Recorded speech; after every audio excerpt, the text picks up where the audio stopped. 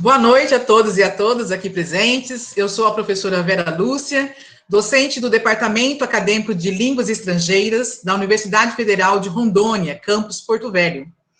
E estou aqui hoje como mediadora dessa conversa com o nosso convidado, da nossa 18ª live do projeto, pois sou, juntamente com as professoras Maria Alice Milani, Renata Ianesco e Tamara Afonso, coordenadora do projeto Keep Learning Alive, do NDE, do curso de Letras da Universidade Federal de Rondônia, do curso de Letras em Inglês. Inicialmente, gostaria de agradecer a presença de todos vocês, dizendo que é uma honra estar aqui com o nosso convidado, que veio compartilhar seus conhecimentos sobre esse assunto, né, que é tão pertinente no momento, BNCC.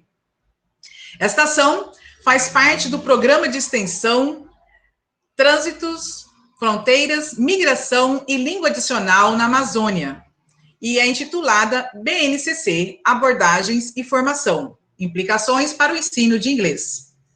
E para compartilhar suas experiências e conhecimentos, nós convidamos o professor Juscelino Santana. Boa noite, professor, seja bem-vindo. Boa noite, muito obrigado pelo convite. Nós que agradecemos mais uma vez você ter aceito o nosso convite, né? É uma honra poder contar com o professor Juscelino aqui, que vai trazer os seus conhecimentos a respeito da BNCC. Todos nós, professores de língua inglesa ou não, né, neste momento temos discutido, lido, estudado bastante a respeito desse assunto, e ele vai trazer suas contribuições a respeito desse assunto que é tão pertinente. Mas antes de passar a palavra para o professor Juscelino, eu gostaria de apresentá-lo, né? Antes de apresentá-lo, eu gostaria de dar 2 avisos, né?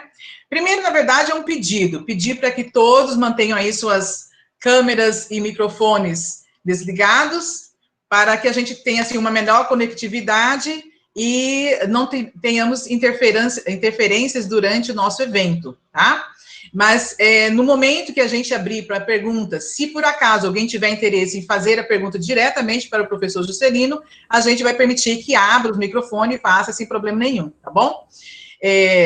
Outra coisa é a respeito do certificado, gente. Essa live, ela é certificada com 2 horas, um certificado de 2 horas, mas para que você receba o seu certificado, você precisa preencher o formulário de feedback, que é disponibilizado um link no chat, ao final do evento, lá no finalzinho, quando o professor estiver respondendo as perguntas, nos últimos minutos do segundo tempo, a gente disponibiliza um link no chat para vocês preencherem esse formulário, e daí sim nós teremos o contato de vocês para enviar os certificados.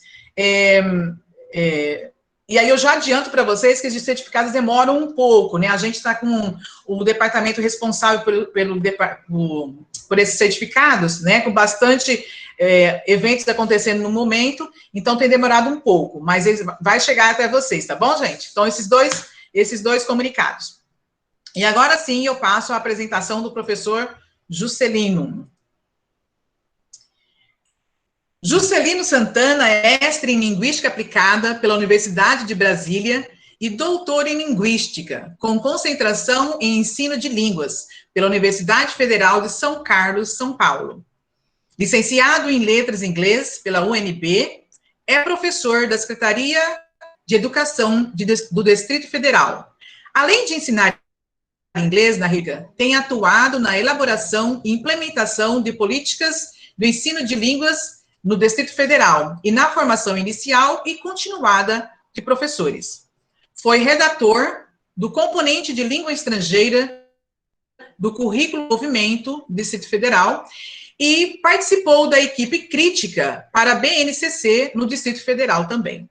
Interessa-se principalmente por estudos da formação e pesquisas sobre o desenvolvimento profissional e de competências de professores de língua estrangeira. Seja bem-vindo novamente, professor, você está com a palavra.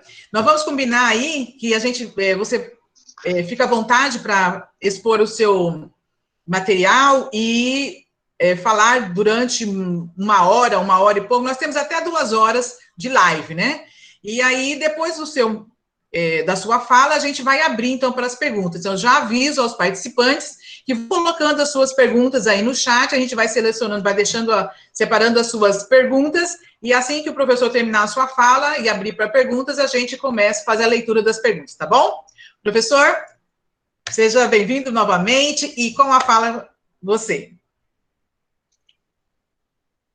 Ok, professora Vera, olha a formalidade.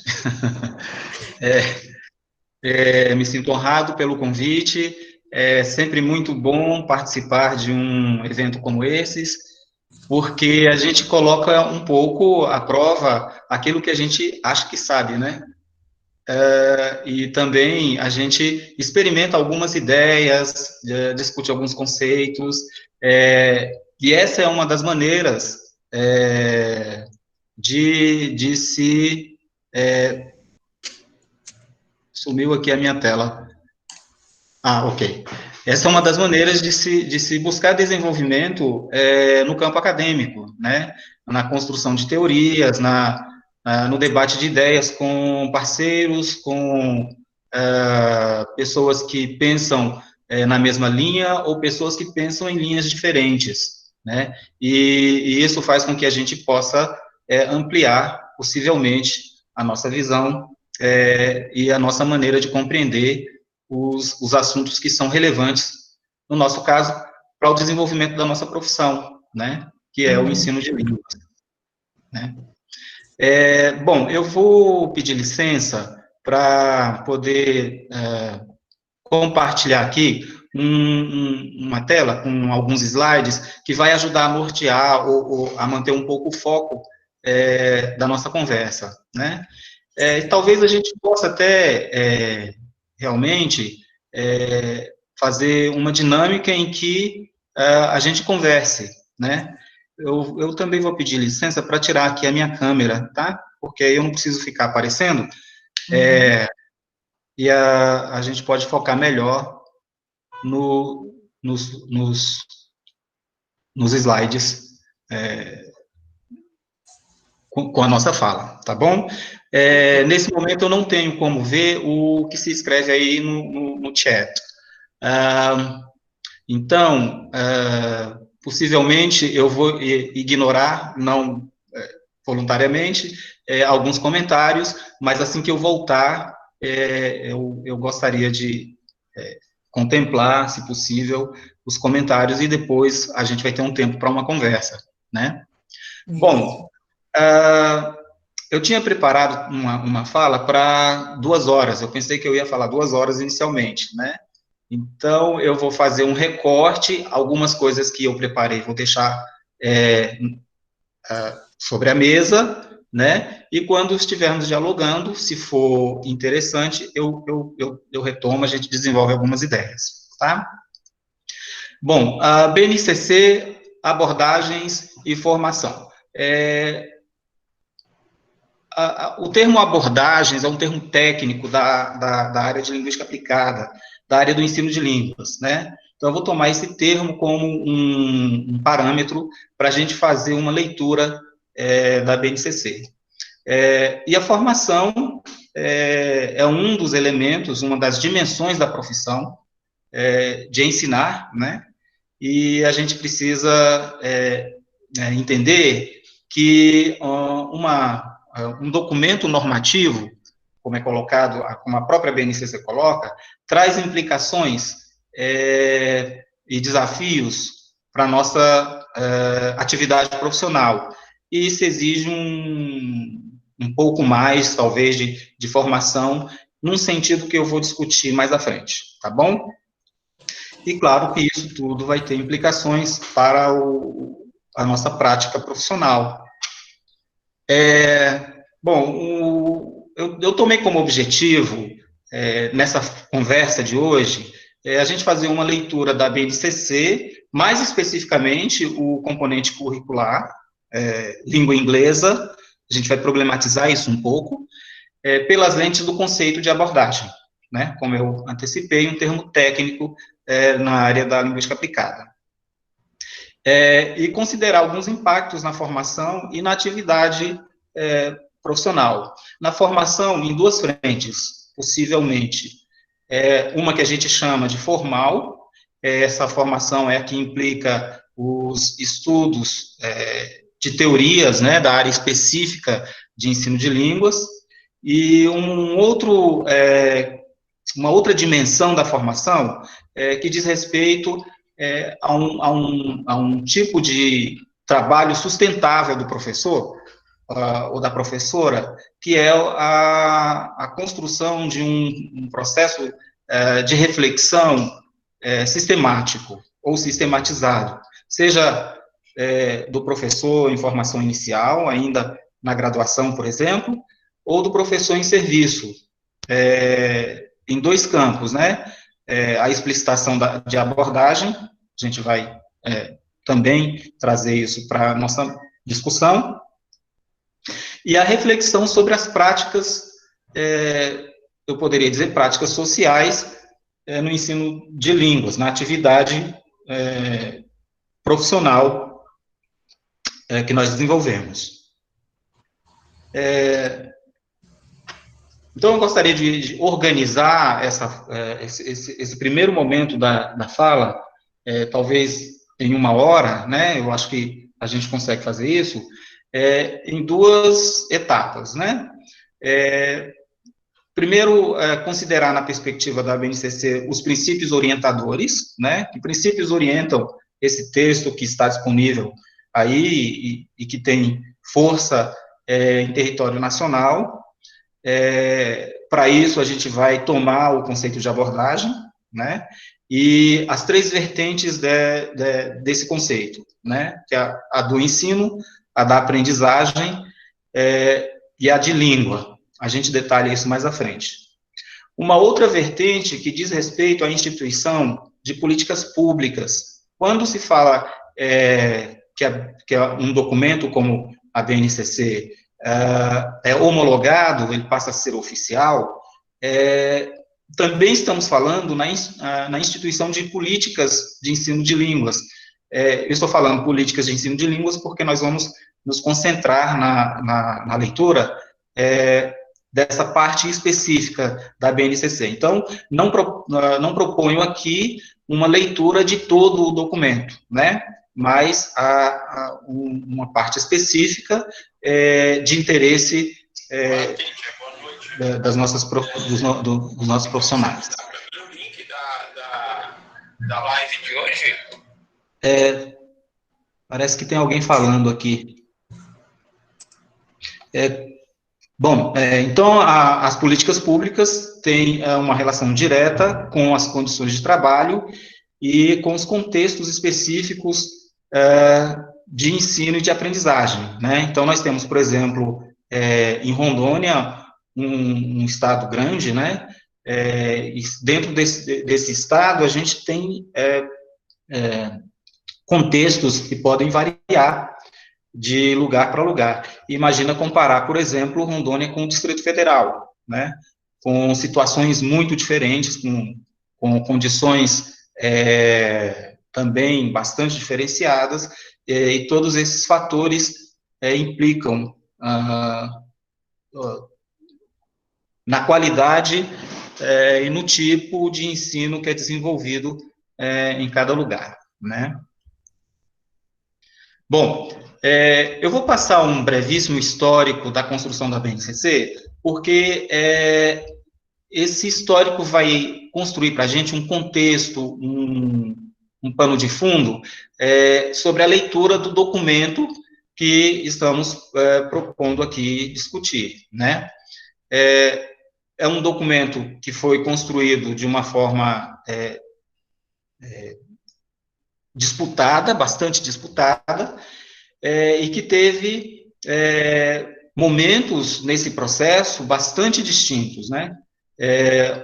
Eu aproveito aqui um relatório que o professor Ivo gentilmente me passou, e também há algumas publicações que constroem a mesma percepção histórica do processo na construção da BNCC, e que coincide bastante com o relato que foi apresentado, né?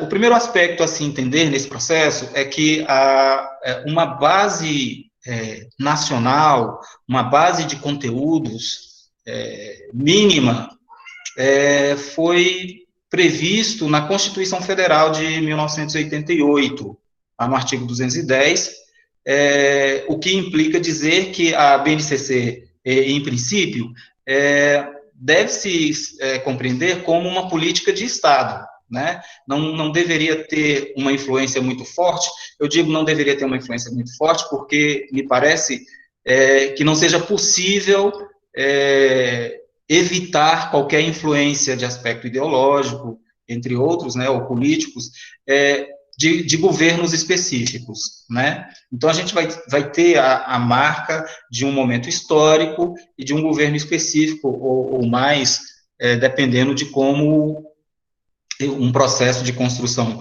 de uma política de Estado se dá, né?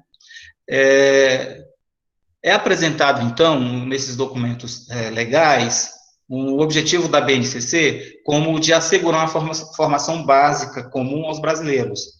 A Constituição usa a expressão conteúdos mínimos, né? Então, há uma preocupação realmente com a questão de conteúdos, né? de material cognitivo, né? Um outro documento importante que menciona uma base curricular nacional é o PNE.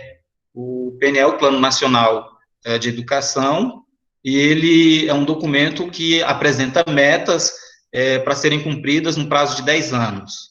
O PNE atual, em vigência, né, começou em 2014, e vai até 2024. Essas metas se organizam por estratégias, né? As estratégias são o caminho, o método para se atingir os objetivos apontados. Ela aponta, portanto, uma agenda de políticas educacionais que compromete todos os entes da federação, né? União, estados, municípios, não está aí, mas a gente acrescenta o Distrito Federal. A BNCC aparecem pelo menos 4 estratégias de metas diferentes, né? Uma vez que o plano nacional foi estabelecido, então definiu-se que teríamos 2 anos para que se apresentasse o documento da base ao Conselho Nacional, isso a partir de 2015, né? Então, a gente tem, por exemplo, a meta 2 e a meta 3, que falam sobre a universalização do ensino fundamental e do ensino médio, respectivamente, trazem a BNCC como estratégia para atingir essa meta, quer dizer, uma das estratégias, né? Cada meta tem várias estratégias. Uma delas é uma base curricular comum, né? Uma base mínima de conteúdos para todos os sistemas educacionais no país, né? A meta 7 também menciona a BNCC como uma dessas metas, e ela diz respeito a melhorar a qualidade do ensino na rede pública, na educação básica, né?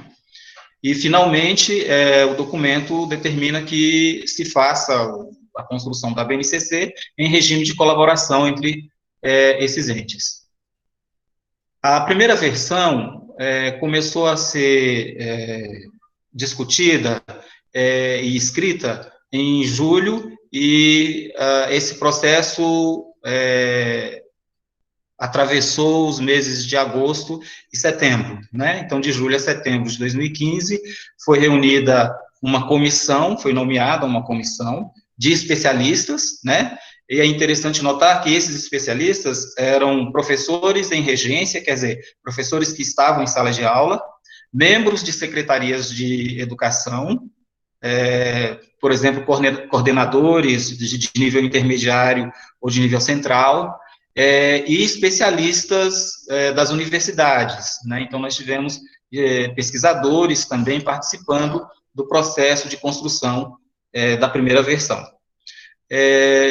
Uma vez que o documento estava escrito, ele foi submetido a uma consulta pública ampla, né, por meio da internet. Foi disponibilizado um site e, paralelamente, seminários aconteceram nos estados para se discutir essa versão da BNCC, e foram registradas 12 milhões de contribuições, um número expressivo, né?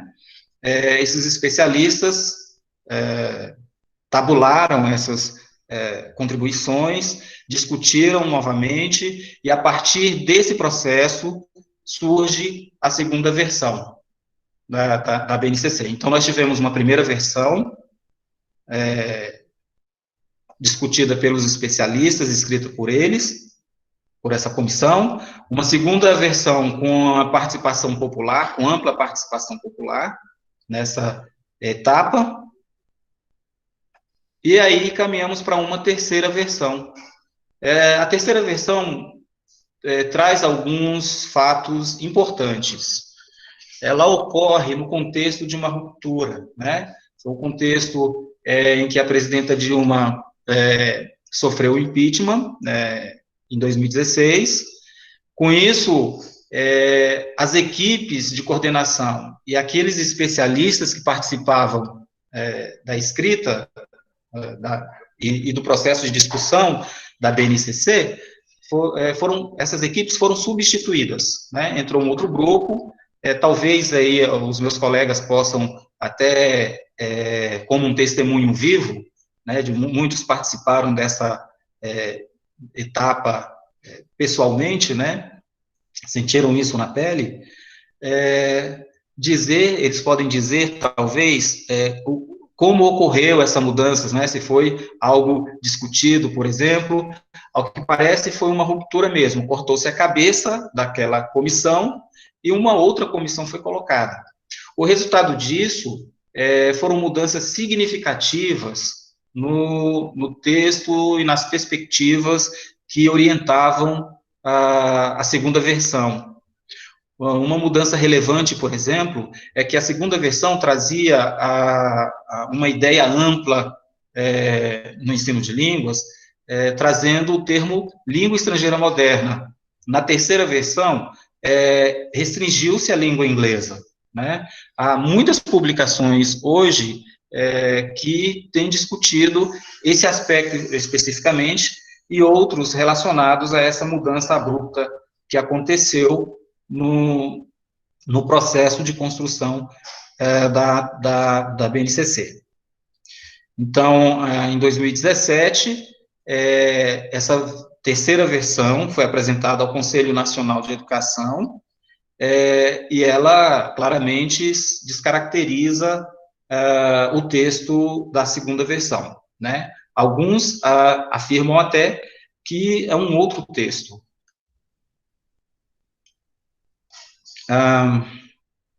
Um outro aspecto nesse processo que eu acho que precisamos chamar a atenção é o fato de separar a BNCC da educação infantil e do ensino fundamental como sendo uma etapa, e do ensino médio como sendo outra. Então, foram dois textos distintos. A primeira etapa, que engloba a educação infantil e ensino fundamental, foi homologada ainda em 2017. O do ensino médio também sofreu algumas trepidações, foi homologada no ano seguinte, né? E foi homologado pelo governo federal, mesmo sofrendo severas críticas, né, às mudanças que aconteceram no processo e a discordância em relação ao teor de muitos trechos, muitos aspectos da versão homologada, né. Bom, então, a leitura, quando eu falo BNCC, eu estou me referindo, então, a esse texto de terceira versão, né, mas no contexto histórico desse processo bastante turbulento, pelo que podemos perceber, né? Então, a proposta de leitura é sobre essa versão controversa, para dizer o mínimo, né? Nessa terceira versão, dois conceitos são muito importantes. O conceito de competências, que antes não estava na segunda versão, mas ele é incorporado na terceira versão, e o conceito de abordagem, que nós vamos tomar como um parâmetro de leitura. Vamos usar esse conceito como uma lente para observar o texto. Tá? O conceito trazido pela BNCC é um conceito que remete a um autor chamado Perrenu, que traz como um aspecto relevante a mobilização. Então, a competência é a mobilização, né? É a capacidade de mobilizar elementos, né? Três elementos vão ser destacados nessa definição, que é o conhecimento, a habilidade e a atitude. Atitudes vêm a reboque com valores, ou valores vêm a reboque com atitudes, mas eu vou concentrar no conceito de atitude, porque ele tem uma importância conceitual interessante. A gente vai ver daqui a pouco. Tá? Outro aspecto interessante para se observar é que o conceito de mobilização na construção, na trajetória de construção de competência, é que ele é oriundo do mundo do trabalho, né? Então, vem de outro campo para a educação. E o que são, então, conhecimentos, habilidades e atitude? Conhecimentos podem ser vistos, né, podem ser entendidos sob dois aspectos, minimamente, né? Conhecimentos formais e conhecimentos informais. Os conhecimentos formais são aqueles produzidos na academia, né, são produzidos formalmente, intencionalmente, né, com critérios, com cuidado, a partir de pesquisas. E os conhecimentos informais são aqueles que a gente vai construindo ao longo da vida, né? A gente não precisa ter critérios rigorosos na construção desses conhecimentos. Eles podem ser formados por memórias, por crenças, né? Por intuições, são bases de conhecimento que informam um profissional na hora da sua ação. Esses conhecimentos também têm a sua validade, né? Habilidades, normalmente, é um termo que acompanha o outro, que é competência, na minha perspectiva, de uma forma redundante, porque quando a gente fala competência, é muito comum, imediatamente, a gente já associar ao termo habilidades. Então, se fala competências e habilidades, né? Se a habilidade é um elemento que compõe a competência, então, por que ele fica em destaque? E os outros elementos que também compõem a competência, ou elementos que são mobilizáveis pela competência, não estão no mesmo status, não ocupam o mesmo espaço. Então, por que a gente não fala competências e conhecimentos, competências e atitude? A gente fala competências e habilidades. Porque a ideia de competência, normalmente, é entendida na sua perspectiva comportamental, que basicamente é o que se associa à habilidade. A habilidade pode ser definida como saber fazer, né? E há alguns autores, como Terezinha Rios, por exemplo, que define competência como saber fazer, né? Com foco, portanto, no comportamento. A habilidade, portanto, tem um sentido mais restrito que o de competência. E o conceito de competência engloba, nessa perspectiva apresentada, inclusive na BNCC, o de habilidades. A palavra atitude é interessante, porque no senso comum ela significa ação. Quando alguém diz assim, tome uma atitude, fulano, a pessoa quer dizer, faça alguma coisa, haja, né? Mas atitude não é a ação. Atitude é aquilo que vem antes da ação. É uma predisposição para agir. é um preparo para agir. Então, quando a gente fala tome uma atitude, a gente está querendo dizer, na verdade, prepare-se para agir, né? Então, aquilo que a gente sente sobre a ação é a atitude, né? Uma pessoa que observa uma cena em que o pai ou a mãe trata um filho carinhosamente, e essa pessoa se sente tocada ou se sente bem com aquela cena, nós temos aí uma expressão de atitude. Essa pessoa está preparada para agir carinhosamente. Então, ela tem uma atitude carinhosa. O pai ou a mãe que está tratando o filho carinhosamente estão agindo carinhosamente. Então, a atitude diz respeito aos nossos posicionamentos frente à vida, frente às situações, frente aos objetos. No caso dos professores, os nossos posicionamentos frente aos alunos, né? Determinadas crenças podem gerar atitudes, né? A crença de que o aluno não aprende língua estrangeira na escola pública, né? Isso pode gerar uma predisposição do professor ou da professora de agir de determinada maneira, ou seja, pode gerar atitudes. Bom, então, esses três conceitos são relevantes quando a gente fala em competência, termo central na BNCC. O conceito de abordagem, no sentido técnico, usado na linguística aplicada, representa uma espécie de filosofia que orienta a nossa ação. Né? Ele pode ser composto por um conjunto de pressupostos, de conhecimentos, de princípios. Esses pressupostos ou conhecimentos, crenças também podem ser definidas como um tipo de conhecimento, podem ser explícitos ou podem ser implícitos. Né? Explícitos significa quando o professor ou a professora tem consciência desses pressupostos ou desses princípios orientadores, né? Implícito significa que eles são inconscientes, eles estão lá, eles orientam a ação, mas a gente não se dá conta que princípio é esse, né? Não se dá conta de qual crença nos fazem agir de determinada maneira, né? E ele envolve três elementos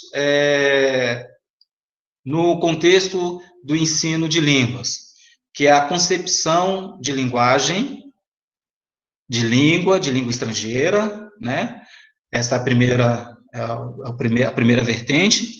A segunda é a concepção de aprendizagem, quer dizer, o que eu entendo por aprender, o que significa para mim aprendizagem, as coisas em que eu acredito que significam que o aluno deve fazer para que ele aprenda uma língua estrangeira. E a de ensino, o que o professor deve fazer para que seus alunos, para que os estudantes aprendam ou adquiram uma língua. Há outros elementos, mas nós vamos nos concentrar nesses três, e mais especificamente em dois, na verdade, né? Então, a natureza da linguagem, da língua estrangeira, as concepções de ensino e as concepções de aprendizagem. Vamos nos concentrar na linguagem e na aprendizagem para fazer a leitura, ou uma leitura possível da BNCC. Tradicionalmente, a gente pode identificar dois grandes polos, dois grandes modelos de abordagem, de princípios orientadores de ensino. É a abordagem gramatical, né, essa expressão, ou esse termo é bastante conhecido, né, alguém, em algum momento, no exercício da profissão, já ouviu essa expressão. É a abordagem comunicativa, também bastante conhecida, né. Mas qual a diferença entre a abordagem gramatical e a abordagem comunicativa, né? O que diferencia esses dois polos é o eixo organizador que cada um propõe, né? Então, a pergunta, qual é o eixo organizador da aula, vai indicar o tipo de abordagem que está operando ali. No caso da abordagem gramatical, o eixo orientador é o sistema da língua, né? Então, tudo que a gente faz numa aula, os materiais que a gente escolhe, os tipos de interação propostos, vão acontecer em função do sistema ou do item gramatical que a língua ou que o curso oferece. Um exemplo disso é um plano de ensino, no qual o conteúdo gramatical é proposto como o tema, ou o conteúdo a ser estudado, né? Vamos tomar o exemplo do passado simples, aí para os professores de inglês, isso é bastante familiar, né? O passado simples é quando a gente ensina nessa perspectiva, a gente divide em verbos regulares e verbos irregulares. Normalmente, há uma sequência lógica para a abordagem gramatical. Você ensina primeiro os verbos regulares, né? A gente coloca uma série de verbos que tem como elemento comum o acréscimo de uma desinência, de uma terminação, que indica que aquele verbo está no passado, né? E os verbos irregulares vão tomar formas diferenciadas, não vão seguir essa regra dos verbos regulares, né? Então, eu me lembro, por exemplo, há algum tempo, pelo exemplo que eu vou dar, vocês vão perceber que é bastante tempo, né? Uma música da, se eu não me engano, Celine Dion, Because You Loved Me, estava em evidência, estava fazendo sucesso, né? Então, eu estava ensinando para os meus alunos o passado simples, né? Então, eu queria escolher uma música para trabalhar com os alunos. Que música eu vou escolher? Qual o critério que eu vou selecionar para escolher os materiais de ensino, né? Então, o meu critério é o passado simples, né? Eu estava ensinando os verbos irregulares. Então, essa música traz na sua letra uma sequência de orações, de frases, de expressões, em que nós temos exemplos fartos de verbos irregulares no passado, né? Então, podemos, como uma das atividades possíveis, pegar um exercício do tipo preencha a lacuna, né? Fill in the blanks. Então, coloca, por exemplo, a letra da música no papel e substitui cada verbo no passado por uma lacuna, para que os alunos ouçam a música, compreendam o verbo que está sendo colocado ali e conjuguem esse verbo. Então, isso exemplifica como o sistema da língua, no caso, um item gramatical específico, é orientador, é o eixo orientador daquela aula. Pode ser o eixo orientador de um curso inteiro. Pode ser o eixo orientador de um livro, né? O livro tem como conteúdo, como eixo, os itens do sistema da língua, né? Então, essa abordagem é gramatical porque o que orienta as ações é o sistema da língua. Isso não impede que haja, eventualmente, atividades de caráter interacional, né? Eu posso, por exemplo, fazer uma atividade com os alunos em que eu posso dividi-los em grupos ou mesmo duplas, e eles vão perguntar entre si o que eles fizeram no final de semana, né? What did you do on the weekend? Eu vou fazer com que eles treinem isso.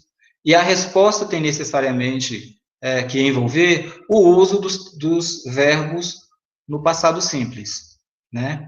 Então, você tem aí, novamente, o critério do item gramatical como organizador dessa atividade. É interessante que os documentos que orientam uma política de ensino também pode ser orientado por uma abordagem específica. A abordagem gramatical pode ser o, o elemento orientador, ou pelo menos em parte, de um documento que compõe uma política pública, uma política de ensino de línguas, né? Bom, de forma diferente, a abordagem comunicativa também tem o seu eixo orientador, mas outro, né? O eixo orientador, ou organizador de um curso, de uma aula, é o sentido, e não o item gramatical. Então, o foco é no sentido. Como exemplo, um plano de ensino pode listar, no lugar do conteúdo, um tema. Vamos pegar o folclore como um exemplo. A escolha de materiais, a escolha de atividades, de técnicas a serem usadas, enfim, aí vão se relacionar não ao item gramatical em si, mas ao desenvolvimento do tema. Eu quero escolher, por exemplo, um vídeo para trabalhar com os alunos, né? Então, que critério eu vou usar para escolher esse vídeo? Eu vou me preocupar, então, com o item gramatical? Se o eixo organizador é o sentido, o tema, então a minha preocupação vai ser se aquele vídeo desenvolve esse tema, né, apresenta esse tema. Veja, quando a gente fala eixo organizador, a gente não está dizendo elemento excludente. Isso significa que numa aula, um curso comunicativo, a gramática está presente ali também. Ela não é expulsa da aula comunicativa, né? Então, um aluno, por exemplo, pode, ao discutir o tema folclore, perguntar itens referentes ao vocabulário, ou como que ele poderia falar determinada situação em que precisa expressar uma condição, e que estrutura gramatical pode ser usada ali. Então, o professor pode trazer essa estrutura gramatical. A diferença, talvez, importante, seja que não há a necessidade de uma hierarquização desses itens gramaticais. Não há necessidade de, por exemplo, primeiro você aprende os tempos verbais, simples, né? Para depois você aprender outros tipos de tempos, outros tenses, né? Outros tipos de tempos verbais. O item gramatical entra como apoio para o desenvolvimento do tema, e não o contrário. E também é importante que esse tema seja discutido na língua-alvo, na língua estudada, né? É possível, então, que os professores e estudantes possam criar um ambiente para explorar o sentido, para explorar a compreensão do conteúdo. Conteúdo aí não mais como item gramatical isoladamente, mas o que se está conversando, sobre o que se está falando em sala de aula. É interessante observar que um currículo também pode ser organizado a partir de uma abordagem que favoreça o sentido. Então, a gente tem aí dois elementos, que é o conceito de competência e o conceito de abordagem. O conceito de abordagem com esses dois grandes modelos, a gente poderia chamar de paradigmas, né? Modelos paradigmáticos, para ser bem redundante, mas bem expressivo, no sentido de que são duas maneiras diferentes de organizar o ensino. São duas maneiras de organizar o ensino, né? E a aprendizagem também. Nessa perspectiva, compreendendo a abordagem como uma filosofia orientadora das ações, do ensino, a gente entende que a abordagem não é necessariamente algo que eu escolho, né? Hoje eu vou dar uma aula comunicativa, hoje eu vou dar uma aula gramatical. Normalmente não é assim que temos visto.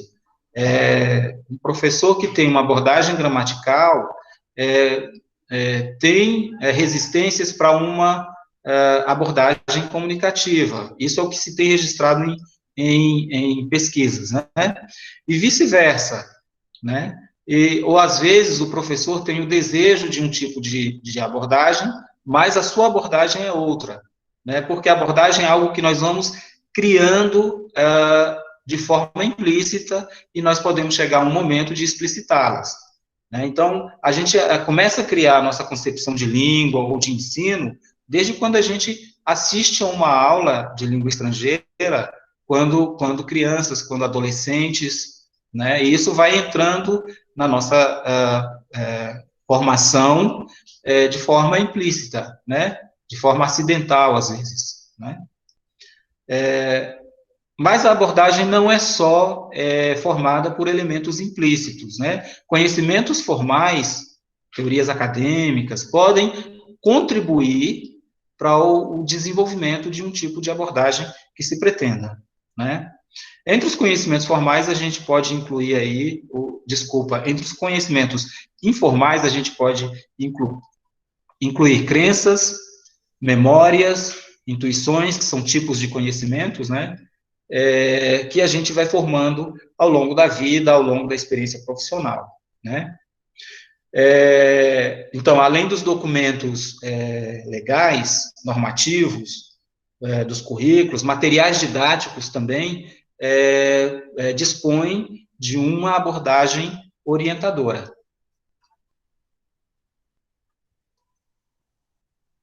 Ok. Então, uma vez apresentados esses dois conceitos, eu espero que tenha ficado mais ou menos bem explicados.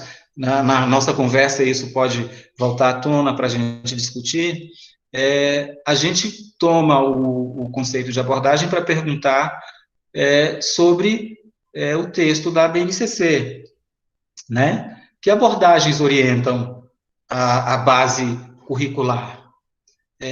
Que eixos organizam esse texto, né? Então, a gente pode fazer, inclusive, essa leitura, depois dessa nossa conversa, como uma forma de ampliar a nossa perspectiva, nossa compreensão sobre a BNCC, com algum critério terminológico, né? Ou conceitual, né? Qual conceito de língua, ou que concepções de língua podemos encontrar no texto da BNCC? Que concepções de aprendizagem estão explícitas ou implícitas nesse texto, né? A gente pode perguntar também sobre as concepções de ensino ou conceitos de ensinar que informam o texto, mas para a nossa conversa eu vou sugerir que a gente fique nesses nessas duas primeiras vertentes, porque aí a gente já tem bastante material, né? Já tem bastante coisa a explorar. Bom, a gente vai ver que o texto da BNCC tem como um de seus principais critérios, ou até diria como um eixo organizador, as habilidades. Eu coloco a palavra competência ali entre parênteses, justamente por causa daquela maneira de expressar a competência, né, quando a gente fala competências e habilidades, né? É interessante notar que o conceito, a definição de competência expressa no texto da BNCC apresenta o caráter da mobilização de conhecimentos, de habilidades e de atitudes, né? Mas o elemento que aparece de forma destacada, inclusive formando vários itens ao longo de cada componente curricular, é o de habilidades. No caso do componente língua inglesa, a gente tem as habilidades específicas anotadas na BNCC, né? Especialmente aquelas relacionadas com habilidades de língua, né? Falar, escrever, ler, ouvir, né, compreender, entre outros elementos. Mas as habilidades vêm de forma destacada, isso chama a atenção. Os conteúdos apresentados no texto, eles seguem a lógica das habilidades e da estrutura linguística, né? Quem diz isso é Ribas, num texto bastante interessante sobre a BNCC, tá? Depois eu posso deixar as referências disponíveis para que vocês leiam esses textos, que são bastante ricos na compreensão de vários elementos contraditórios que acontecem no jogo da escrita do texto, e talvez isso esteja relacionado com o processo de construção bastante controverso, contraditório, relacionado com a ruptura entre a segunda e a terceira versões, né? O que acontece, então? Você tem uma indicação dessas habilidades, um certo foco, portanto, no comportamento, né? Elas apresentam, então, um certo caráter comportamental. Mas, ao mesmo tempo, o texto da BNCC deixa certos ganchos, certas ideias que insinuam uma abordagem comunicativa, né? Ele ensaia uma abordagem comunicativa por um lado e, de repente, materializa uma abordagem mais próxima de um tipo estrutural, comportamental. Nesse contexto, chama atenção a expressão língua franca, o conceito de língua franca que a BNCC traz, né? Eles, inclusive, arriscam uma certa definição, não de forma explícita, isso também é bastante curioso. Então, a gente pode perguntar ao texto essas questões. Nem sempre essas questões serão respondidas no texto, né? Então, ele usa termos como uma língua desterritorializada, né? A gente fica tentando entender se é uma língua livre das amarras, poderia ter aspas na palavra amarras também, da cultura, né, de um povo específico, né, e aí já uma segunda pergunta surge, como que se ensina uma língua livre, entre aspas, de um contexto cultural? Talvez eles pensem num contexto intercultural, em que os falantes do inglês como língua estrangeira, cada um traz a sua própria cultura, e é a partir dela que eles usam essa língua, né? Um outro aspecto trazido no texto da BNCC é que a língua franca, se escolhe o termo língua franca, porque ela tem a ver, a língua inglesa especificamente, o texto é bastante fechado nesse sentido, né? Não admite uma outra língua, mas a língua inglesa é uma língua de prestígio político e social, né? Também não há clareza no texto sobre o que significa exatamente, o que se quer dizer exatamente com prestígio político e social. A gente pode imaginar, né? A língua franca é uma língua de convergência, né, onde os sujeitos de culturas distintas se encontram para um diálogo, né? Ou essa é uma língua que abre porta para um foco no sistema, quer dizer, você não precisa estudar outros aspectos, mas você estuda o sistema para poder aprender a língua. Isso está escrito no texto da BNCC. Na página 241, exatamente, aparece essa expressão. O estudo da língua inglesa pode possibilitar a todos o acesso aos saberes linguísticos necessários para engajamento e participação. Ou seja, há uma sugestão aqui de que se aprender os elementos do sistema da língua, um sujeito pode engajar em uma participação. Nós temos observado estudos que demonstram que isso não é bem assim, né? Tradicionalmente, no Brasil, a gente tem um domínio de uma abordagem gramatical como elemento organizador das nossas aulas, dos nossos cursos. E o que acontece nos resultados dos nossos estudantes da educação básica, né? Eles terminam a educação básica dominando a língua que estudam, e essa pergunta pode ser dirigida à rede pública de ensino e também às escolas privadas, que não têm tido um aproveitamento superior, digamos assim, né, mais animador com relação à aprendizagem de uma língua estrangeira, né? Outras expressões, por exemplo, prática de linguagem, uso da língua, estão presentes no texto. Então, o texto dá esse deslize, talvez, essa dança que flerta com uma abordagem e namora com a outra, né?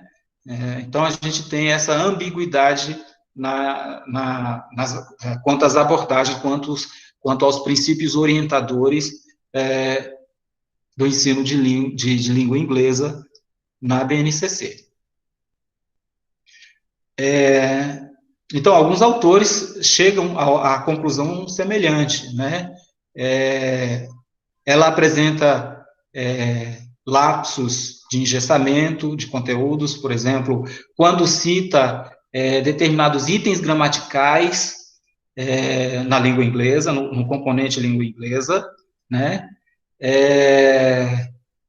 E também trabalha com outros elementos que hierarquizam os componentes, né? Hierarquizar significa, por exemplo, apresentar uma ordem de aprendizagem, né? Primeiro você aprende determinado item estrutural, gramatical da língua, para depois você aprender outro, né? Há uma certa hierarquização, seja por uma lógica de complexidade, né? Primeiro você vai do simples, para depois ir para o complexo, né? Isso está presente numa perspectiva de ensino gramatical, né? O que chama a atenção nesse conjunto de contradições é que a BNCC vai servir de base para que outros currículos, os currículos dos entes da federação, sejam construídos, né? Então, eu falo outros currículos porque, ainda que a orientação do MEC seja dizer que a BNCC não é currículo, então ela não deve ser o currículo, mas parâmetros, a BNCC traz elementos curriculares, né? Então, ao mesmo tempo que a BNCC diz que vai servir como um parâmetro, no início, já na introdução da BNCC, o texto apresenta como um texto normativo, usando essa palavra, né? Bom, então, com relação à concepção de língua, nós temos aquela dança, aquele flerte, né, com abordagens diferentes, e com relação à concepção de aprendizagem, quando a gente lê o sentido das competências, né, a gente entende que há uma perspectiva funcional, representada especialmente pelas habilidades. O sentido de competência como algo funcional tem a ver com entender as competências como comportamentos esperados. Se a gente pega as habilidades lá da BNCC, né, então a gente vai ver que existem alguns comportamentos que são esperados ao se definir cada habilidade da língua inglesa, né, do componente curricular da língua inglesa. Então, há um caráter comportamental nessa perspectiva de aprendizagem, né? Com os comportamentos, com a descrição de comportamentos esperados. Então, a gente pode entender o seguinte: por um lado, a base pode não favorecer o melhor potencial do desenvolvimento teórico e prático que nós temos hoje, tanto na área epistemológica, né, quer dizer, as áreas de estudo, de pesquisa, quanto a área profissional, onde atuam professores e professoras da língua inglesa, né? E outro aspecto importante, e aqui a gente introduz a segunda parte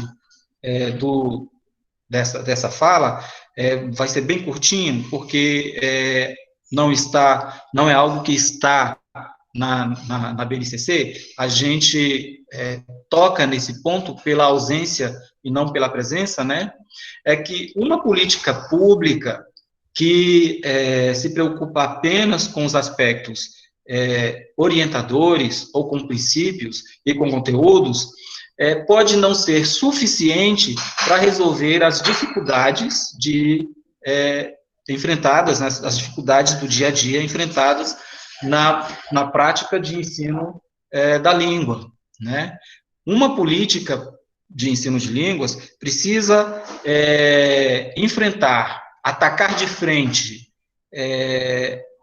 as condições de trabalho e de aprendizagem que marcam, muitas vezes, os sistemas de ensino, né? A gente pode ter alguns exemplos desses problemas, dessas dificuldades que enfrentamos todos os dias, né?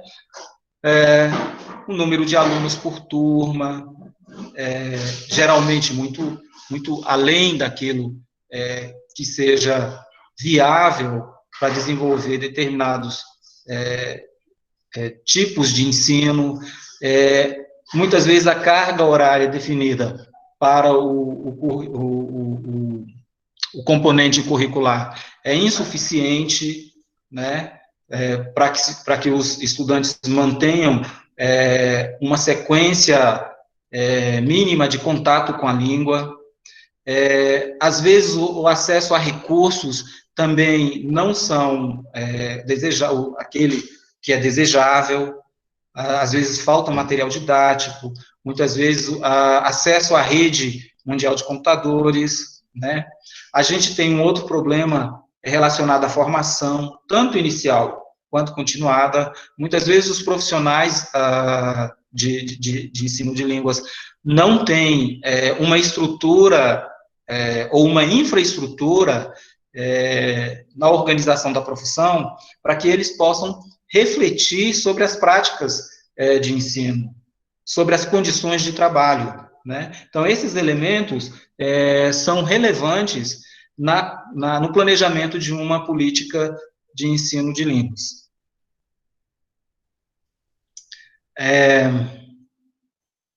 Eu acho que esses elementos, já está chegando aqui a 1 hora de fala, então eu posso deixar outros elementos para mais tarde, né? Mas é importante indicar que nessa situação, professores, sob já o regime da BNCC, ainda não tiveram condições de modificar a maneira tradicional como se tem ensinado língua nas escolas da educação básica no país, né? Eu peguei aqui uma pesquisa apresentada por Amorim e Gomes, em que eles trazem trechos de aulas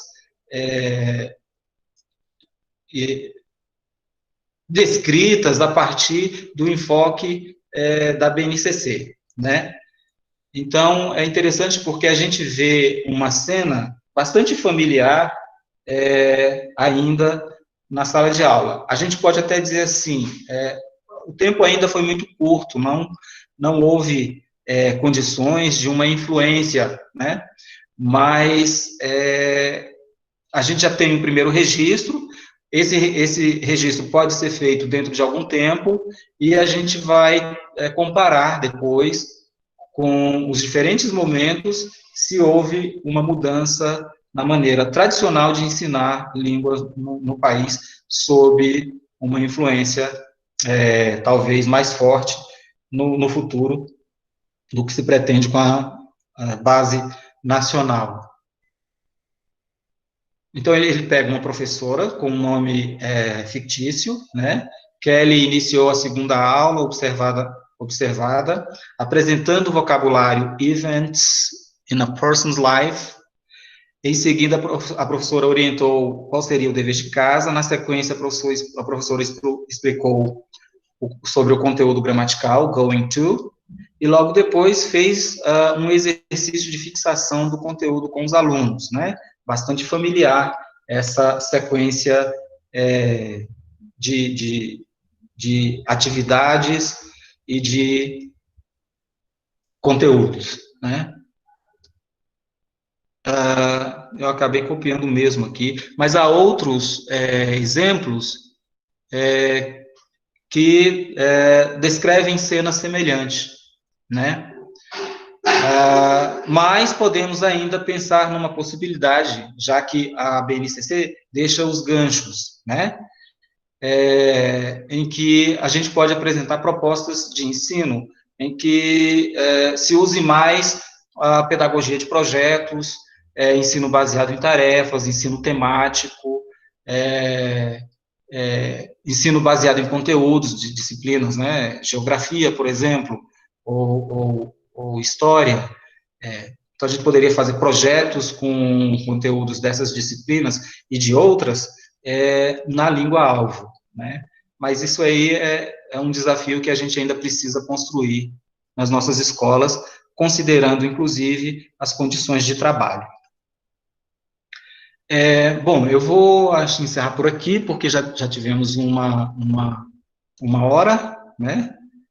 E esses outros elementos a gente pode conversar nos próximos minutos. Deixa eu ver se eu tiro aqui o...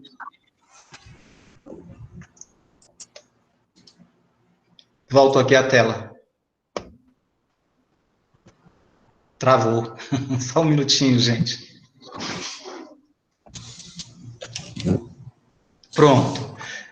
Devolvo, professora Vera, a tela e também o microfone. Eu espero que eu tenha conseguido fazer uma apresentação inteligível, né? Espero que eu tenha sido claro. Eu não gosto de usar essa expressão, mas na falta de outra no momento, eu espero que tenha sido uma fala nítida e, quem sabe, provocadora. Obrigada, professor. Que ótima aula nós tivemos essa noite, né? Eu fico muito feliz, me vejo contemplada aí em toda a sua fala. E nós abrimos, então, já que o professor, né, tratou tão bem, então, embora ele não queira, né, usar essa, não gosto de usar, né, claramente, né, mas ele expôs muito bem, com riqueza de detalhes, né, essa questão da BNCC, esclareceu bastante, muitas dúvidas, eu tenho certeza, de muitos, né? E aí a gente deixa e está aberto, gente, no chat para as perguntas.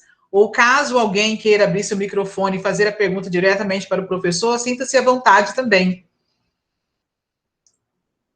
E durante a sua fala, professor, nós não tivemos nenhuma pergunta. Isso é bom ou ruim? Olha, eu acho que, né, é bom, né? Porque quando né? Estão entendendo o que está sendo, né? As dúvidas vão surgindo. Então, se não... Geralmente, em sala de aula é assim, né? Nós somos professores e a gente vê assim, né? Quando não tem perguntas, é porque está todo mundo entendendo muito bem. Alguém gostaria de fazer alguma pergunta para o professor Juscelino Santana? Só elogio, professor. Excelente, amei. Uma aula mesmo, maestria. Professor Flávio também, do nosso Muito obrigado. da Federal, a exposição foi muito bem clara. Professor Carlos Súniga, excelente fala, domínio e clareza perfeitos. Ótima exposição, disse a Joseni. Marcos Rueda, pleno domínio. Juscelino, olha, agradecer. Nossa, eu não mereço tanto, muito obrigado. Perguntas, Juscelino. Professoras do nosso departamento gostariam de fazer algum questionamento, alguma pergunta? Professor, aproveita que ele está aqui. É a hora, né, Juscelino? É a hora. Mas podemos ter também outros momentos. Mas agora a gente pode aproveitar porque a interação é interessante, né? Ela traz possibilidades de um ângulo de visão que, de repente, não se apresentou nessa perspectiva exposta aqui, né? Então, é sempre bom o debate saudável, né? Ele traz perspectivas que, às vezes, um ângulo de visão não contempla, né? Verdade. Mas acho que todo mundo satisfeito com sua exposição, porque... Ah, tá. Tem uma pergunta da Fabiana Feliciano. Ela pergunta, como o senhor vê o ensino da língua inglesa pós-pandemia? Oh, que pergunta difícil. Observando o contexto mais geral, primeiro, eu entendo que nós teremos uma construção de contexto, e isso é especulação também, né? Mas a gente pode especular porque uma coisa que eu aprendi com um grande amigo aqui é que a teorização prevê dados, né? A gente pode prever dados. Então, ao mesmo tempo que a gente especula, pode ser também que isso venha realmente a se realizar baseado na produção teórica, quer dizer, na produção baseada em dados anteriores, né? O que me parece que vem à frente é uma maneira diferente de se encarar os desafios do ensino, né? Em outras palavras, assim, as nossas atitudes, quer dizer, as maneiras como nós vamos nos posicionar frente aos objetos da profissão, talvez seja um pouco diferente, né? Diferente no sentido de que a gente pode ampliar as possibilidades. O ensino híbrido, por exemplo, me parece tomar uma dimensão diferente do que nós tínhamos antes, né? Como a gente via o ensino à distância como algo muito impessoal, desumanizado, muitas vezes, e a gente está vendo que esse ensino à distância pode ser mais humanizado, né? Como essas conferências que a gente tem tido à distância, né? Permitem certas interações que nós não visualizávamos no ensino à distância no passado, né? Então, eu acho que há possibilidade de mudarmos a nossa atitude, a nossa maneira de entender, de aceitar algumas ferramentas e algumas possibilidades de ensino que nós não tínhamos antes, e que agora se apresentou como viável, possível e até necessária, né? Exato. Eu acho que nessa mesma direção vem a pergunta do Yuri Lima. Ele diz que adorou, mas pergunta se haveria propostas que podem ser sugeridas para a realidade do ensino de inglês no ensino à distância, né, junto às escolas de ensino fundamental e médio. Uhum. Essa é uma outra questão que eu acho que é relevante, não apenas para pesquisadores, pessoas que trabalham na construção de teorias ou na pesquisa com a escola diretamente, né? Mas talvez seja uma questão para os professores. Como o contexto da pandemia pegou todo mundo desprevenido, né? De surpresa e nos tomou de assalto, ninguém tinha um plano, uma ideia, algo prévio para enfrentar esse processo todo. E isso no ensino da língua inglesa também. Eu diria no ensino de línguas, né? Ampliando um pouco mais de acordo com a segunda versão do que com a terceira. Então, esses planos, essas possibilidades de como ensinar a língua no ensino fundamental é algo a ser criado, né? E aí nós temos uma grande oportunidade, né? Talvez de tentarmos maneiras diferentes de organizarmos o ensino. Talvez pensar nisso, né? Como vamos organizar as nossas aulas, os nossos cursos, como vamos organizar o nosso ensino de línguas daqui para frente? Como que isso será possível? Essa é a pergunta. Eu acho que nós não temos uma resposta ainda. Se eu tentar uma resposta aqui, eu vou apenas especular.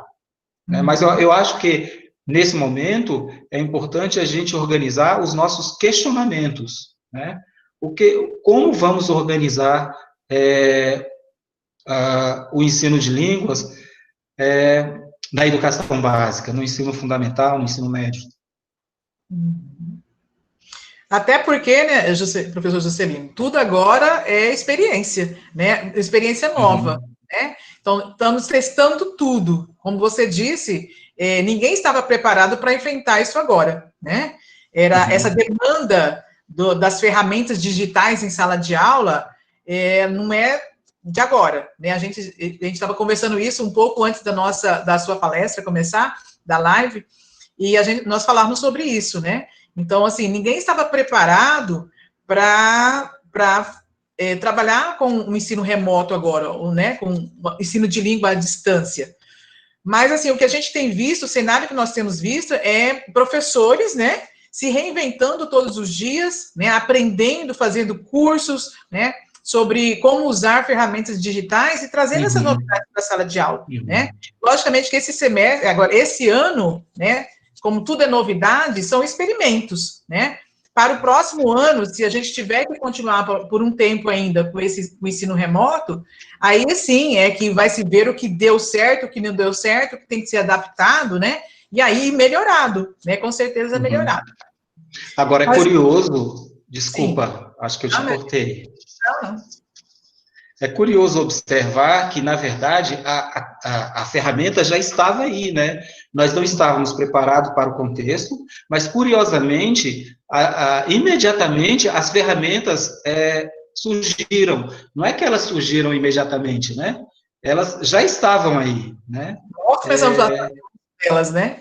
E aí, nós tivemos de mudar a nossa predisposição para agir, as nossas atitudes, frente a essas tecnologias, né? Então, talvez isso tenha mudado muito um dos componentes da competência, que são as nossas atitudes, né? A nossa predisposição para agir de determinada maneira, né? As tecnologias já estavam aí, essas ferramentas já circulavam em vários campos, né? Mais fracamente, talvez, na educação, mais no ensino de línguas, né? Talvez com algumas iniciativas aqui ou acolá, mas, de repente, elas se apresentaram. Não sei se é porque elas se apresentaram ou se é que a gente mudou o nosso olhar em relação a elas, né? Tivemos que, né? E é interessante que os professores estão tendo que fazer essa busca, essa reflexão, e também os cursos formadores, né? Que nós, enquanto né, os cursos de letras que estão formando, né, professores, repensar, né, a forma de trabalhar esses profissionais, né, os futuros profissionais agora em diante, porque, pelo menos no curso que eu trabalho, nós tínhamos uma optativa, né, que trabalhava essa questão né, das ferramentas digitais, né, as mídias, que, inclusive, a minha colega de Keep Learning Alive aí, que trabalhava essa disciplina, que trabalha essa disciplina, né, outros professores também.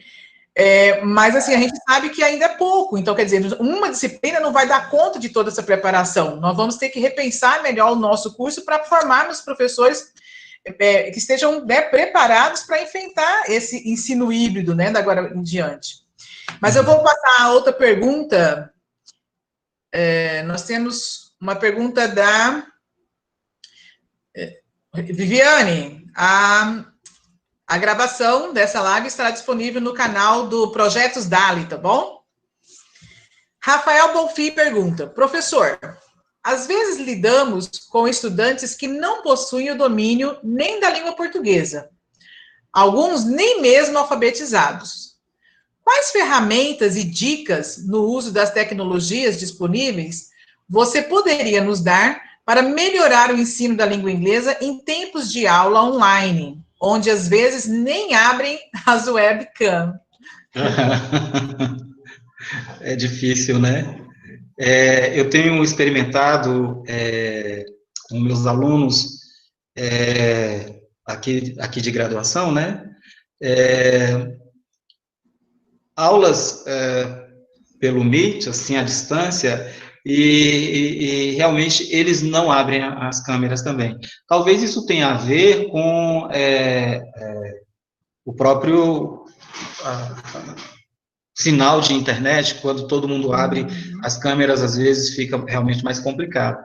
E acredito que isso possa acontecer também em uma reunião mais restrita, né, porque o número de alunos talvez não seja tão grande. Não sei, aqui no Distrito Federal, o número de alunos é de 30, 35, dependendo até, podemos chegar a 40 alunos por turma, né, que é um número muito grande, né, e isso pode ser um fator realmente dificultador. Eu acho que outro elemento a se considerar é que, além dessa questão técnica, né, a questão da etiqueta, né, não me parece que ainda temos uma etiqueta, um protocolo, uma maneira de orientar os alunos de como se comportar nesses encontros, né? Então, a gente está experimentando e tateando aí. Com relação à questão de que eles não sabem português, como que vão aprender inglês, há uma discussão a respeito desse aspecto, né? Talvez essa seja uma crença de que a aprendizagem de uma língua necessariamente interfere ou atrapalha a aprendizagem de outra língua, né? Isso é uma questão ainda a se pensar melhor. Eu tenho a intuição, e talvez eu puxe aí um pouco de brasa para o meu peixe, né? De que se a gente trabalhar talvez numa perspectiva menos estrutural, talvez a gente tenha uma chance melhor de desenvolver determinados aspectos com relação à língua. Eu vou dar um exemplo. Nós podemos desenvolver um projeto de escrita de livros. Esse projeto pode ser desenvolvido à distância. Estou me baseando numa experiência de um professor aqui, num centro de línguas, que trabalha assim e tem apresentado resultados muito interessantes. Nós temos aqui no Distrito Federal centros públicos de línguas, né, uma política pública de ensino de línguas bastante exitosa. E ele trabalha com os alunos na seguinte perspectiva: ele dá um tema, e isso pode ser para alunos iniciantes. Um dos temas, por exemplo, os alunos respondem a questão qual seria o meu mundo ideal, ou alguma coisa nesse sentido, né? Qual é o meu mundo ideal? E os alunos vão discutindo sobre as várias possibilidades de um mundo não perfeito, mas que tenha possibilidades interessantes, né? De convívio, e vários temas podem entrar nessa discussão. E esses alunos usam um aplicativo em que eles aproveitam um banco de dados, de figuras, desenhos, fotografias, e escolhem essas imagens para produzirem um texto que reflitam sobre qual seria o mundo ideal deles. Isso tudo em inglês, né? Então, eles vão discutindo em língua inglesa e escrevem um livro e publicam um livro num site na internet, né? O que é interessante aí observar é que não é o produto, o livro, que realmente importa. Ele é bem interessante. Oi, Vânia, tudo bom? Mas é o processo por que passam os professores e os alunos de construção desse livro, né? Então, isso é uma espécie de projeto, de pedagogia de projetos, né? Ele usa isso como um projeto para ensinar a língua, num contexto de ensino à distância, como nós estamos vivenciando hoje, né? Talvez essa seja uma sugestão que pode diversificar, né? Então, a gente pode usar um projeto de podcast, por exemplo, em que os alunos, ao invés de escrever o livro, eles falam, né? E a produção desse material é o que importa, né? O processo de produção, até chegar a um produto final, né? É claro que, por exemplo, os livros podem apresentar algum erro de estrutura, de uso da língua, né, de itens gramaticais, mas faz parte do processo. E os alunos circulam na língua de maneira crescentemente autônoma, né? Então, talvez essa seja um exemplo ou uma sugestão viável na educação, no ensino fundamental, quem sabe. Professor. A Adileide Santos diz que a BNCC não é um currículo, é uma orientação às práticas de ensino e a base menciona que seja levado em conta as especificidades de cada região para o planejamento das aulas. O professor acredita que os currículos de cada estado estão, de fato, seguindo essas orientações? Eu não conheço todos os currículos para dar uma resposta segura, né? Mas eu conheço, dei uma olhada, assim, em alguns, e conheço o do Distrito Federal. Existem... eu vou falar em termos de tendência, que talvez seja mais seguro, para que eu não seja injusto nessa fala, sem muito embasamento, sem muitos dados. Existe a possibilidade, parece que há lugares, estados que fizeram isso, que mais ou menos transcreveram muita coisa que estava, que está na BNCC para os seus currículos, né? E fizeram uma adaptação, e que pode, talvez, ser interessante para aquele estado, né? E existem também aqueles que aproveitaram os ganchos, né, os interstícios da BNCC para fazer um currículo bastante diferente. No Distrito Federal, por exemplo, a gente não tem no currículo em movimento o fechamento a uma língua específica. Nós temos aqui um currículo voltado para línguas estrangeiras, porque ofertamos aqui pelo menos 4 línguas oficialmente, nos centros de línguas e nas escolas regulares, né, inglês, francês, espanhol e japonês. Temos o alemão ofertado como um projeto e uma língua sendo experimentada, né, sendo pilotada ainda. Então, ao todo, se considerarmos essas outras ofertas, seriam 6 línguas, né? De forma que não teria como a gente ter um currículo que não contemplasse esse caráter, essa vocação, como diz o livro, né, plurilingüe aqui. Então, existe sim a possibilidade da gente ter currículos que sejam orientados pela BNCC, mas que não precisam se prender a ela, né? Como diz ali, é uma base mínima, né? São conteúdos mínimos que a Constituição fala, né? Então, a gente pode ampliar isso na construção dos currículos específicos dos estados e municípios.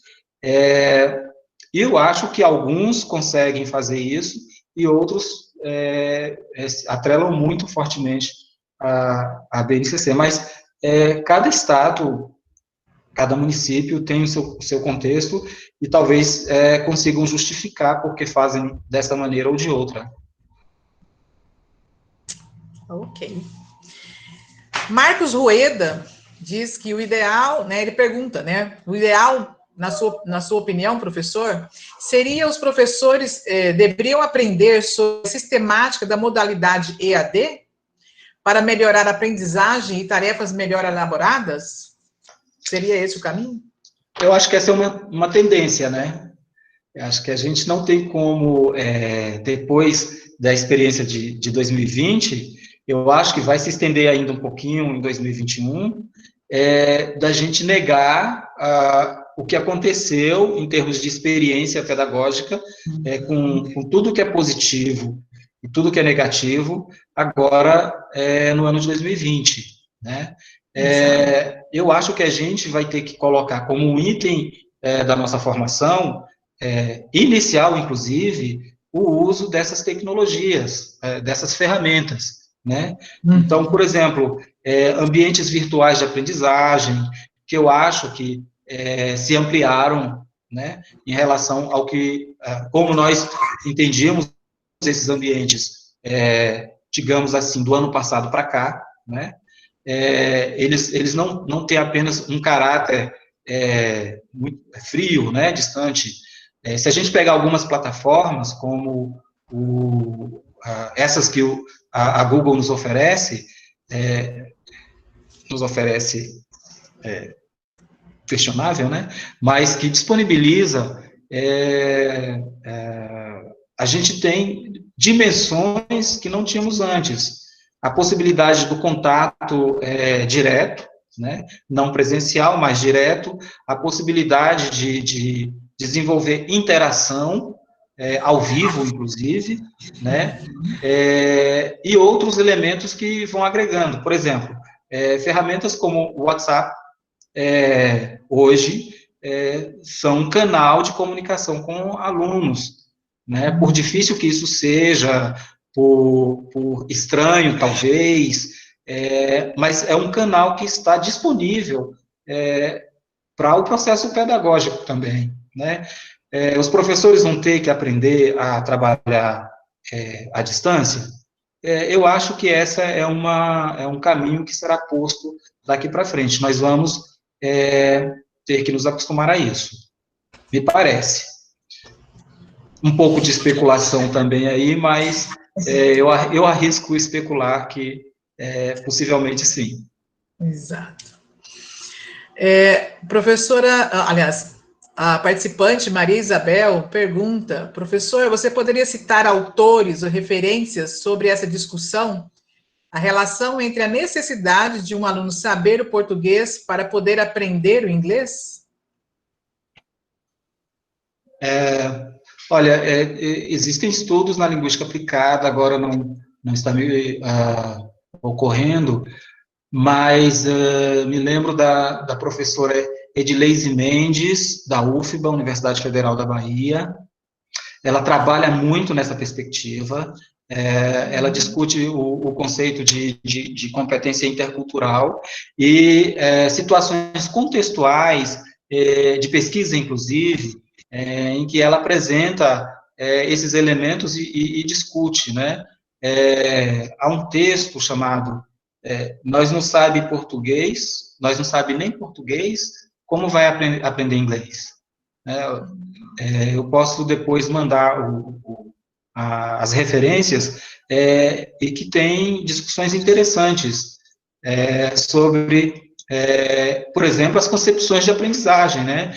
Quando a gente fala, expõe isso, é uma crença que expõe uma concepção de aprendizagem específica, né? Então, para aprender uma língua, é necessário que o aluno saiba outra. Para aprender uma língua estrangeira, ele tem que ter uma língua de base, né? Essa é uma pergunta, né? Se isso for verdadeiro, então a gente não deveria expulsar a língua materna da sala de aula, né?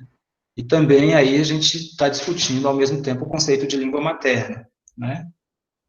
O que significa não saber português quando essa pessoa, no seu dia a dia, circula no português para poder viver as suas rotinas, viver a sua vida, né? Se alimenta, trabalha, compra, vende, namora, casa, usando essa língua, né?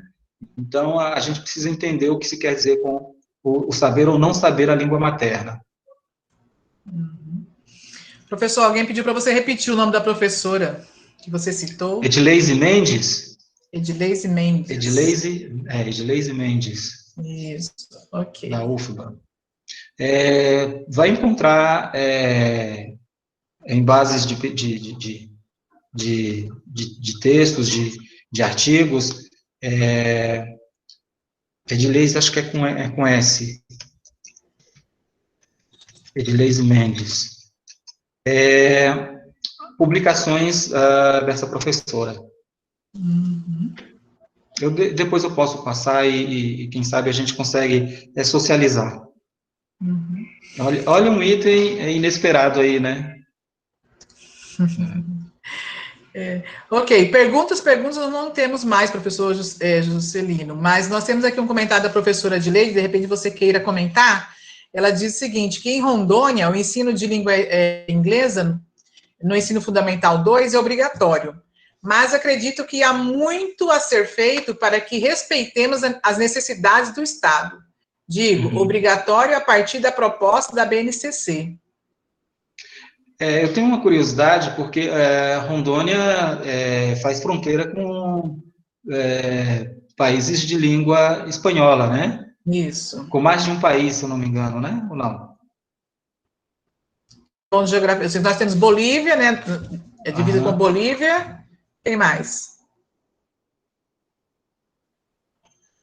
A Venezuela está lá em cima, né? Está mais acima. Pô, de qualquer forma, Bolívia e Peru.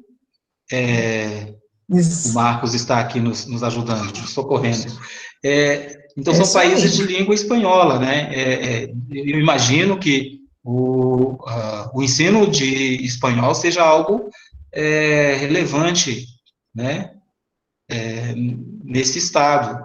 E outros também, Mato Grosso, né? Mato Grosso do Sul, estão ali dividindo fronteira com países de língua espanhola.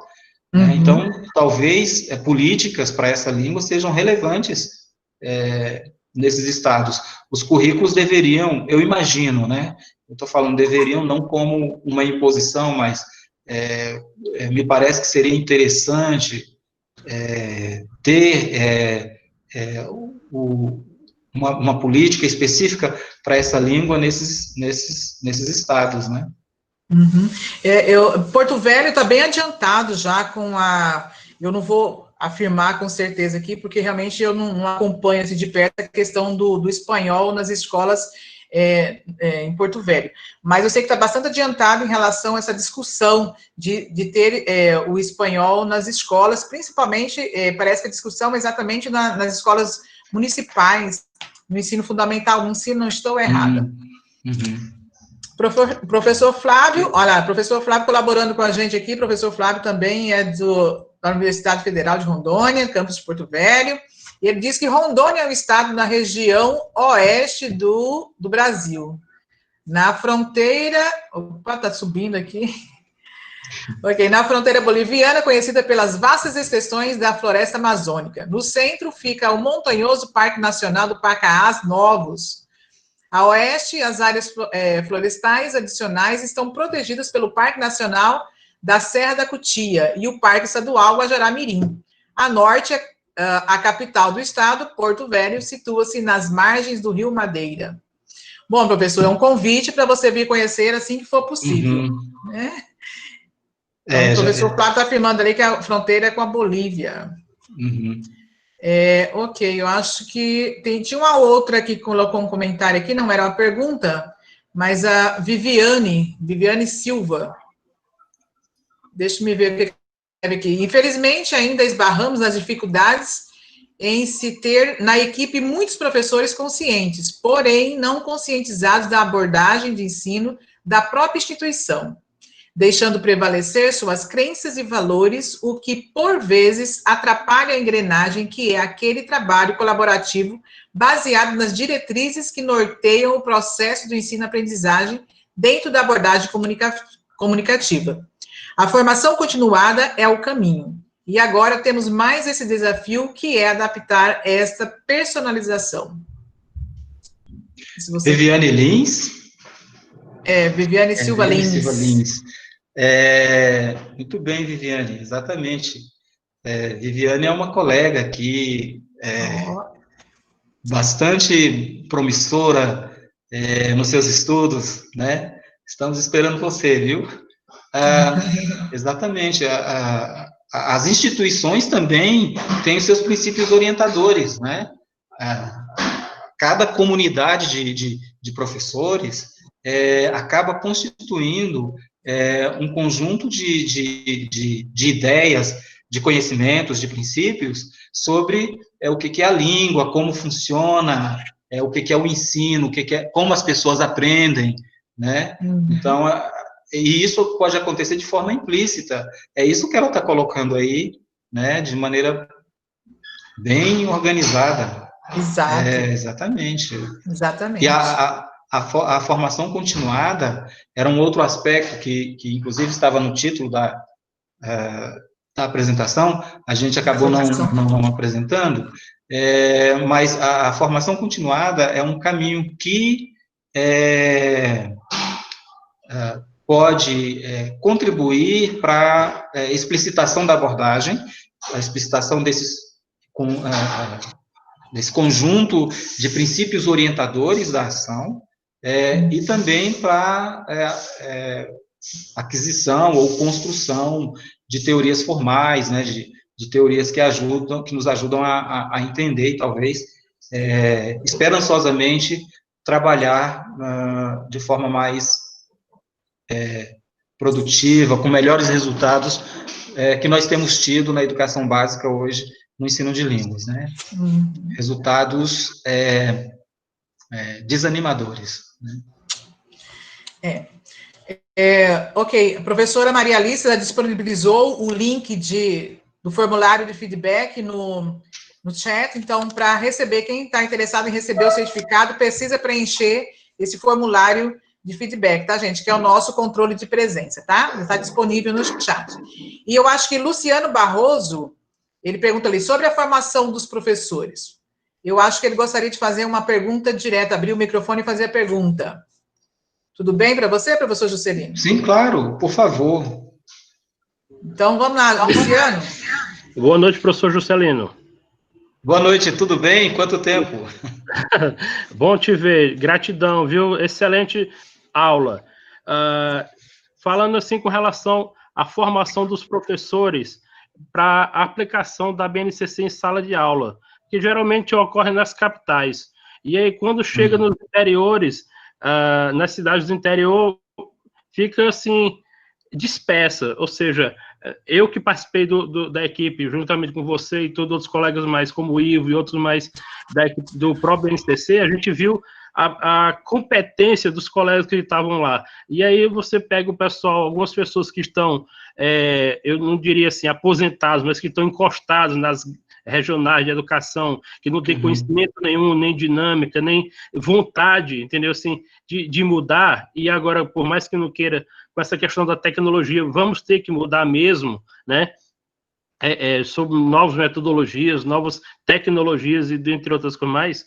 E essa formação, quando vem chegar na sala de aula, como é que essa BNCC vai ser realmente aplicada assim, já que a formação ela se perde no caminho, né? Muito obrigado. Prazer lhe ver. Bom, Revelo mesmo. Você tem razão. Esse é um problema crítico, né? E agudo, né? Que nós temos. Por um lado, disponibilizar de forma acessível essa formação aos professores. Quando a gente fala de forma acessível, tem vários fatores implicados aí, né? A descentralização. Eu estou falando do ponto de vista do Distrito Federal, que é um ente da federação minúsculo, né? Se comparado com outros estados, né? Tocantins, o Amazonas, Pará, enorme, né? São estados muito grandes. Só para citar aí a região norte, né? Se a gente enfrenta essa dificuldade de descentralização, quer dizer, criar postos para que professores que tenham dificuldades de acesso, de acesso mesmo de transporte, né, de sair de um lugar para outro, talvez viajar quilômetros para a formação, de manhã e estar em sala de aula à tarde, né, inviabiliza, né, e vice-versa, né, a gente precisa criar possibilidades. Quem sabe a gente não tem, nessa experiência que temos tido de lives, né, de cursos via Google Meet, a gente não consiga criar esses postos de maneira online. Isso é uma esperança, né, que a gente possa ter.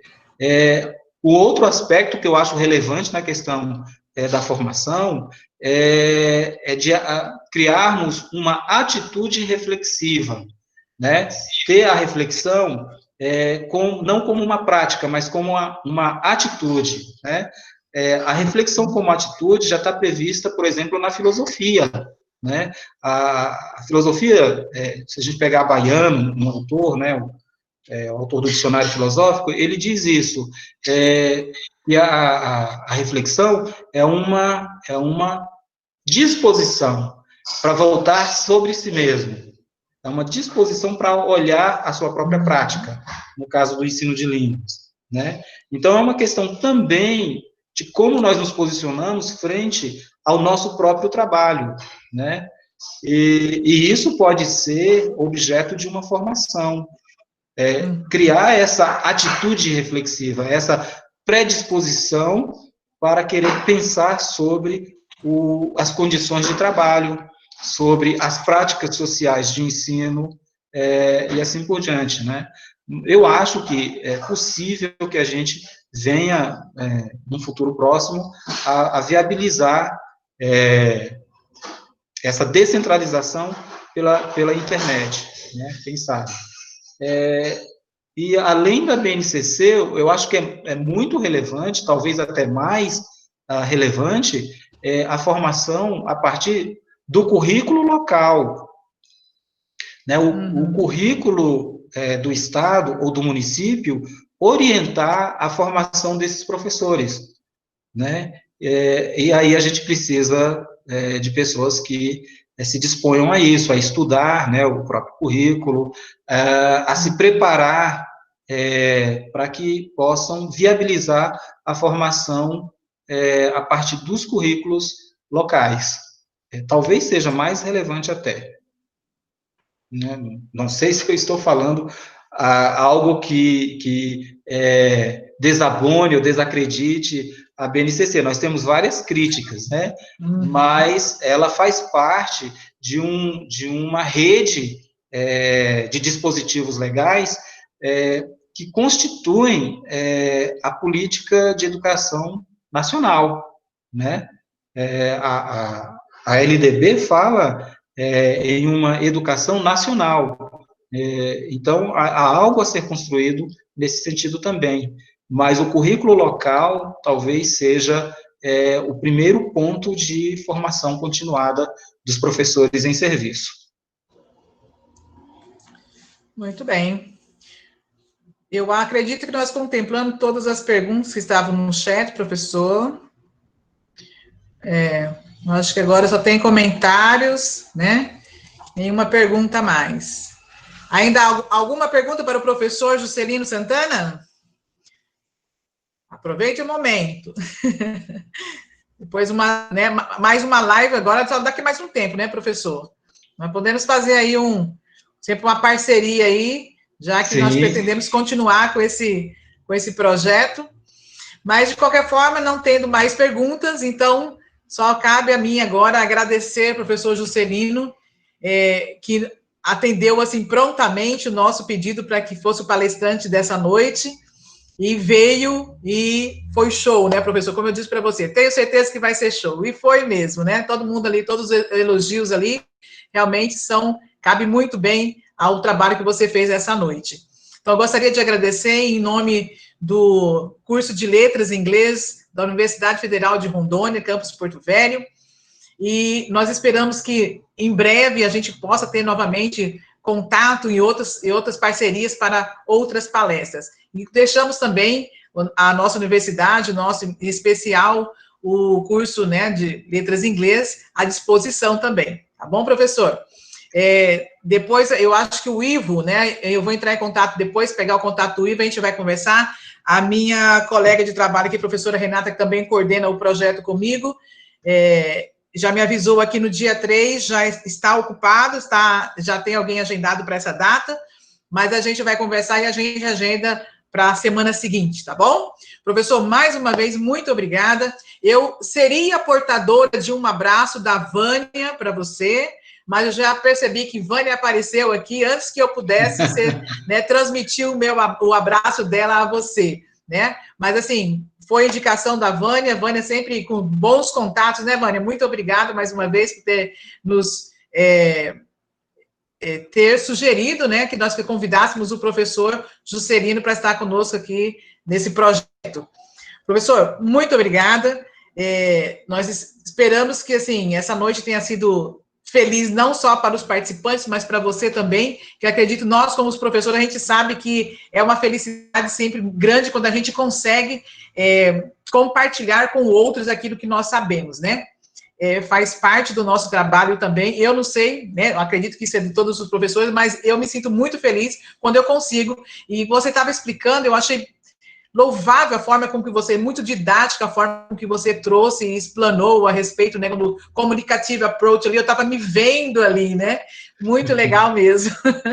Que bom, interessante. Muito bom, professor. Eu agradeço demais por esse espaço, essa oportunidade de conversa, de revisão das teorias que nos informam, que nos orientam, né? Uhum. E pela chance de conversar, de ouvir e de falar com tantas pessoas de lugares tão diferentes, né? Especialmente o pessoal em Rondônia. A Vânia é culpada desse encontro, a gente agradece a ela por isso. Então, muito obrigado, eu estou realmente encantado com a oportunidade, né? E desejo que esse projeto perdure por muitos e muitos anos aí à frente. Bom. Parabéns pela iniciativa, viu? Obrigada, professor. E eu também espero que minhas colegas também aí tenham fôlego para continuar. Eu estou muito à vontade, assim, com vontade de dar continuidade ao projeto, embora ele tenha sido programado para até dezembro. Quem sabe a gente dê continuação aí no próximo ano, né? E continuando no próximo ano, a gente já deixa aberto aqui para você, se você quiser retornar e continuar a sua conversa, vai ser sempre bem-vindo, tá, professor Juscelino? Muito obrigado. Eu agradeço, conheci você agora sim, né, aqui, não pessoalmente, mas consigo te ver pela tela, né, um sorriso muito largo sempre pelas fotos que você me mandou para fazer o banner, então isso, né, expressa sua simpatia, E muito obrigado novamente. Muitos comentários ali no chat, então só tem elogios. Depois eu te conto, olhando depois no formulário de feedback, de onde são todas as pessoas que estão te assistindo hoje, né? A gente sabe que depois a gente coloca o link ali, muitos já vão saindo, né? Mas, professor, boa noite, muito obrigado, bom descanso, a gente volta a conversar, tá bom? Muito obrigado, um abraço e até mais, então. Um abraço de coração, muito obrigada.